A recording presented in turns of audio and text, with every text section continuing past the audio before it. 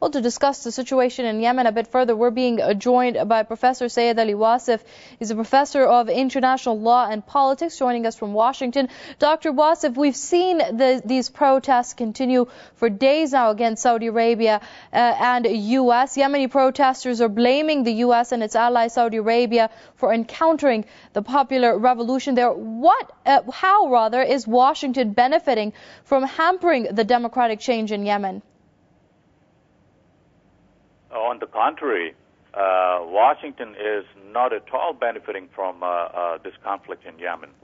As I see it, I think in the long run, it's going to be the Washington people who will be the losers, who will emerge as losers in that region, not just in Yemen, but in the entire Middle Eastern region, because of the policies they are pursuing,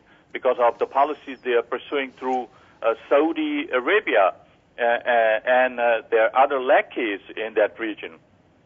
United States today is pursuing its policies and perceiving its policies in the views and in the light of the Saudi Wahhabi teachings and establishments. Whatever policies are being pursued by the Americans in Yemen or in other countries of the Middle East are basically given legitimacy by the Saudi government, legitimacy in the name of pseudo-Islam in that region. So the American policies are being sold there in that region in the name of Islam, given the legitimacy by the Saudi government. So is the case with Saudi Arabia itself. Saudi Arabia today is in a quandary. It's in a quandary because it is facing domestic problems, facing social problems, facing problems from the women's side and women's emancipation, facing problems from their own terrorist camps, facing international problems where they are and they have been funding international terrorist groups in Pakistan and Afghanistan and in the Middle East and elsewhere, and their influence and power and authority have been shrinking day by day. So they are totally in quandary. So they only have two options left.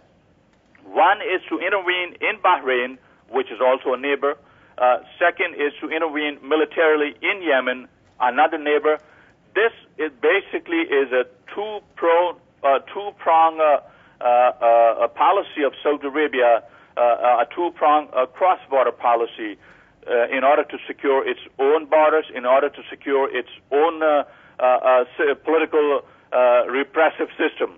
And this is a message to both the international community that Saudi Arabia will send terrorists no matter what if it sees or perceives any threat from any outside influence.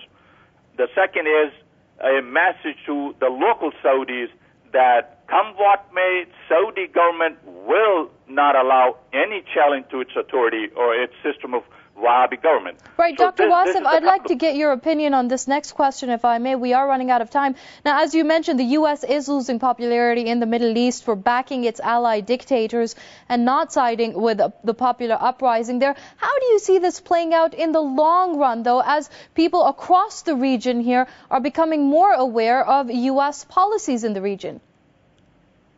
I just said it. In the long run, the loser is United States.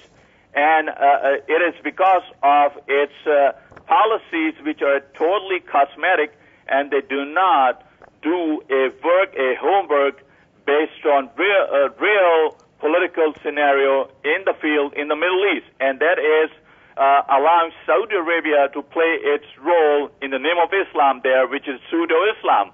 So Americans should take a note of that in the long run, they will be the losers, and they are basically buying a policy from Saudi Arabia, which is doomed to failure.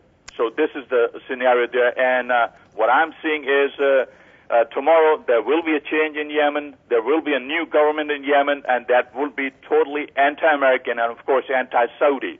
There will be a change in Bahrain, and you'll see a totally anti-American government.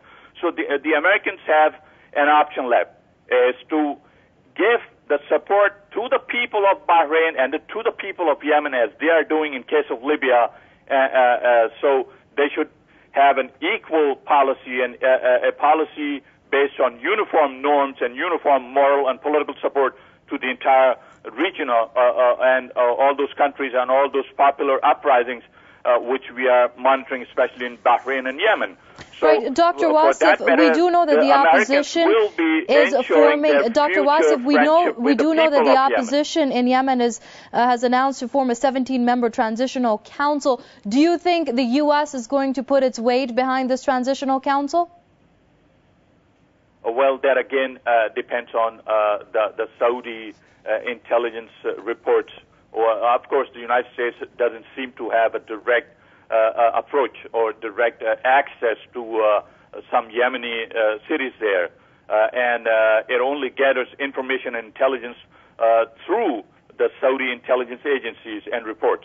So that seems to be pretty difficult at this time. But if it doesn't, then it's going to be a wrong step in the wrong direction by the U.S.